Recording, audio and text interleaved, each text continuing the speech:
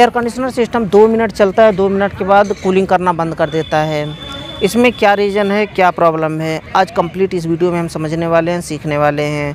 वैसे ऑलरेडी मैं कई वीडियो बना चुका हूँ इस टॉपिक पर कि कंप्रेसर ऑटोमेटिक बंद हो जाता है, कूलिंग करना बंद कर देता है। आज कूलिंग करना हम बात करेंगे कि कूलिंग करना बंद कर देता है, क्या क्या रीज़न होता है, कंप्लीट इस वीडियो में हम सीखने वाले हैं। उससे पहले मैं बताना चाहूँगा, चैनल को सब्सक्राइब नहीं किया तो चैनल को सब्सक्राइब कर लें और बेल आइकन को प्रेस करके ऑल पर क्लिक कर लें ताकि हमारे आने वाली न्यू वीडियो की नोटिफिकेशन आपको मिल पाए और वीडियो को देख पाएँ सबसे पहले।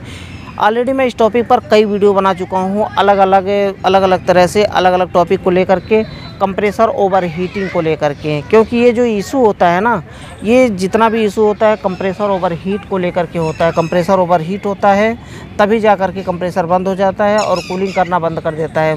कंप्रेसर में ओवरलोड लगा होता है, इसे भी मैं काफ़ी डिटेल में एक्सप्लेन करूँगा और पहले भी कर चुका हूँ कि कंप्रेसर के अंदर ओवरलोड लगा होता है। अगर कंप्रेसर के ऊपर ओवरलोड होता है तो ओवरहीट होता है और ट्रिप हो जाता है और कूलिंग करना बंद कर देता है। क्योंकि जो एयर कंडीशनर रेफ्रिजरेशन का जो हार्ट होता है ना, वो कंप्रेसर होता है। कंप्रेसर अगर जब चलेगा तब कूलिंग करेगा, अगर कंप्रेसर नहीं चलेगा तो कूलिंग नहीं करेगा। तो यही सिंपल सा इसका फंडा होता है। तो अब कंप्रेसर ओवरहीट क्यों होता है और कंप्रेसर बंद क्यों हो जाता है और कूलिंग करना 2 मिनट में बंद क्यों हो जाता है, क्या क्या चेक करना चाहिए, ये टेक्नीशियन के लिए काफ़ी इम्पोर्टेंट होता है और जो यूज़र हैं उनके भी लिए काफ़ी इम्पोर्टेंट होता है। तो कूलिंग करना बंद क्यों कर देता है, अगर मानिए कि, और चेक कैसे करना होता है, अगर मानिए कूलिंग करना बंद कर दिया तो सिस्टम में क्या क्या दिक्कत हो सकता है। तो चलिए हम बात करते हैं स्टेप बाय स्टेप। सबसे पहले तो हमें इंडोर से लेकर के चेक करना है कि इंडोर में जो ब्लोअर चल रहा होता है ना, ब्लोअर की स्पीड कैसी है, ब्लोअर चल रहा है कि नहीं चल रहा है। कभी कभी ऐसा होता है कि एयर कंडीशनर सिस्टम चल रहा होता है लेकिन इंडोर का ब्लोअर नहीं चलता है। अगर ऐसा हो रहा है कि इंडोर का ब्लोअर नहीं चल रहा है तो समझ जाइए कि मोटर में कोई ना कोई प्रॉब्लम है। वैसे इंडोर का मोटर जो ख़राब होता है ना, या तो कम्प्लीटली ख़राब हो जाता है या तो उसकी बेयरिंग जाम हो जाती है, जिसकी वजह से मोटर चलना बंद कर देता है। या तो कभी कभी चलता है, थोड़ी देर चलता है फिर बंद हो जाता है। तो ऐसे में अगर इंडोर का ब्लोअर मोटर नहीं चल रहा है तो समझ जाइए कि उसमें फ़ॉल्ट है, उसे हमें फिक्स करने की ज़रूरत है। क्योंकि इंडोर का अगर ब्लोअर मोटर नहीं चलेगा तो कूलिंग कॉइल के ऊपर कम्प्लीटली आइस जमेगा और कंप्रेसर के ऊपर वही आइस जमते जमते सक्शन लाइन तक जाएगा, रिसीवर तक जाएगा। उसके बाद रिसीवर से लेकर के फिर कंप्लीट कंप्रेसर के ऊपर लोड पड़ेगा, क्योंकि सक्शन खींच नहीं पाएगा, डिस्चार्ज फेंक नहीं पाएगा। तो इसकी वजह से क्या होता है कि कंप्रेसर के ऊपर लोड पड़ता है और लोड पड़ता है तो कंप्रेसर ओवरहीट होकर के ट्रिप हो जाता है। ये रीज़न होता है अगर इंडोर का ब्लोअर नहीं चल रहा है तो। ये फर्स्ट तो हो गया, इंडोर का ब्लोअर नहीं चल रहा है। दूसरे नंबर पे हमें चेक करना है कि कहीं ऐसा तो नहीं आउटडोर का जो कंडेंसर फ़ैन मोटर है, कंडेंसर फ़ैन मोटर चल रहा है कि नहीं चल रहा है। अगर नहीं चल रहा है या फिर स्लो चल रहा है तो उसके वजह से भी कंप्रेसर ओवरहीट होता है।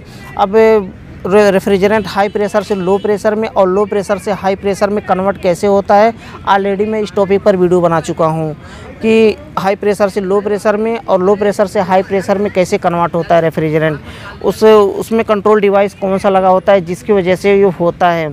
अगर हाई प्रेशर से लो प्रेशर में, लो प्रेशर से हाई प्रेशर में कन्वर्ट नहीं होता है तो उसकी वजह से भी सिस्टम कूलिंग नहीं करेगा। यानी कि उसमें कैपिलरी अगर उसमें ना लगा रहे तो ड्रायर फिल्टर ना लगा रहे तो उसमें कूलिंग नहीं करेगा सिस्टम, वही रीज़न होता है। तो कैसे होता है उस वीडियो को अगर आपने नहीं देखा है तो काफ़ी डिटेल्स में नीचे मैं डिस्क्रिप्शन में लिंक दे दूंगा, वहां से क्लिक करके उस वीडियो को देख सकते हैं। तो आउटडोर का अगर फ़ैन मोटर नहीं चल रहा है या फिर स्लो चल रहा है, अगर नहीं चल रहा है तो उसे चेक करिए कि बेयरिंग उसका कम्प्लीटली एकदम पूरा जाम तो नहीं है।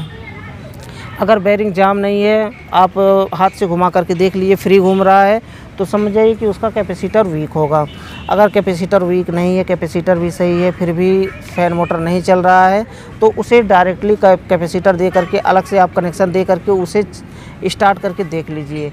अगर फिर भी अलग से कनेक्शन देने पर भी नहीं चल रहा है तो समझ जाइए कि मोटर ख़राब है, तो मोटर को आपको रिप्लेस करना होगा। आउटडोर का फ़ैन मोटर नहीं चलेगा या फिर स्लो चलेगा तो उसकी वजह से भी कंप्रेसर ओवरहीट होता है। ये तो हो गया दूसरा रीज़न। अब तीसरे रीज़न की हमें बात करते हैं कि तीसरा रीज़न अगर होता है कि कंडेंसर में अगर फुल्ली ब्लॉकिंग होता है, कंडेंसर में अगर धूल मिट्टी कचरा जमा होता है तो उसके वजह से भी एयर खींच नहीं पाता है पीछे से। जो कूल कंडेंसर को कूल करने के लिए रेफ्रिजरेंट हाई प्रेशर होता है वहाँ पर कंडेंसर में, अगर उसे रेफ्रिजरेंट को खींच नहीं पाता है, यानी कि कंडेंसर अगर ठंडा नहीं हो पाता है, तो उसके वजह से भी कंप्रेसर के ऊपर लोड पड़ता है और कंप्रेसर ओवरहीट होता है। तो अगर गंदा है, डस्टी है, तो उसे वॉश करना पड़ेगा, उसे धोना पड़ेगा। ये तो हो गया तीसरा रीज़न। अगर चौथे रीज़न की बात की जाए तो चौथे रीज़न में ये होता है कि इनडोर अगर हम रिमोट से बंद कर दें, इनडोर बंद करने के बाद भी आउटडोर चलता रहता है, कभी कभी ऐसा होता है। अगर ऐसा हो रहा है तो आपको चेक कैसे करना होता है ये भी समझ लीजिए। जो यूज़र हैं उनके लिए भी काफ़ी इम्पोर्टेंट होता है कि जब हम रिमोट से इनडोर को बंद कर देते हैं तो उसके बाद भी आउटडोर चलता रहता है, तो इसका क्या रीज़न होता है। देखिए, इस टॉपिक पर मैं ऑलरेडी कई वीडियो बना चुका हूँ। उस वीडियो को अगर आपने नहीं देखा है तो नीचे डिस्क्रिप्शन में लिंक मिल जाएगा, वहाँ से क्लिक करके आप उस वीडियो को देख सकते हैं, या फिर आप हमारी वेबसाइट पर विजिट कर सकते हैं। उसे हमारी वेबसाइट पर विजिट करने के लिए www.webjanकारी.in पर विजिट करना होगा। डायरेक्टली आप हमारी वेबसाइट पर पहुँच जाएंगे, तो वहाँ से जा कर के आप सारे आर्टिकल आप पढ़ सकते हैं और वहाँ से जा कर के आप डाउनलोड कर सकते हैं। ये तो हो गया तीसरा रीज़न, कंडेंसर ब्लॉकिंग होगा। अगर इंडोर बंद करने पर आउटडोर चल रहा है तो समझ जाइए कि पीसीबी का रिले जो होता है ना, आप इमेज में देख सकते हैं, ये होता है पीसीबी का रिले। अगर ये ख़राब होगा तो इंडोर हम बंद करते हैं, उसके बाद भी आउटडोर चलता रहता है। तो ऐसे में आपको क्या करना है कि ये रिले पीसीबी यानी कि रिपेयर करना पड़ेगा। पीसीबी का रिले होता है ब्लैक कलर का, उस रिले को चेंज करना पड़ेगा। ये कुछ रीज़न होते हैं जो कि थोड़ी देर कूलिंग करता है, कूलिंग करके बंद हो जाता है, और कुछ बड़ा कुछ नहीं होता है एयर कंडीशनर में कि थोड़ी देर कूलिंग किया और कूलिंग करके बंद हो गया। या तो ऑटोमेटिक आप सेट किए हैं, मानिए कि आप 25 पर 26 पर आप सेट किए हैं तो थोड़ा सा कूलिंग करेगा, थोड़ा सा कूलिंग करके बंद हो जाएगा। लेकिन आप 16 पर अगर टेम्परेचर को सेट किए हुए हैं और 16 पर टेम्परेचर सेट करने के बाद भी ऐसा हो रहा है कि 1 मिनट या फिर 2 मिनट चलने के बाद बंद हो जा रहा है, तो ये प्रॉब्लम है। तो बारी बारी से आपको चेक करना होगा, जो मैं बताया हूँ। आई होप कि आपके समझ में आ गया होगा। फिर भी कोई क्वेश्चन रह जाता है तो बेझिझक आप मुझसे कमेंट बॉक्स में पूछ सकते हैं, मैं उसका रिप्लाई जल्द से जल्द देने की कोशिश करूंगा। तो ये छोटा सा वीडियो था, छोटी सी जानकारी थी। अगर वीडियो पसंद आए तो वीडियो को लाइक ज़रूर कर दें। लास्ट में बताना चाहूँगा, चैनल को सब्सक्राइब नहीं किया तो चैनल को सब्सक्राइब कर लें और बेल आइकन को प्रेस करके ऑल पर क्लिक कर लें, ताकि हमारे आने वाली न्यू वीडियो की नोटिफिकेशन आपको मिल पाए और वीडियो को देख पाएँ सबसे पहले। तो आज के लिए बस इतना ही था। अगली वीडियो में फिर जल्दी मिलते हैं नया टॉपिक के साथ।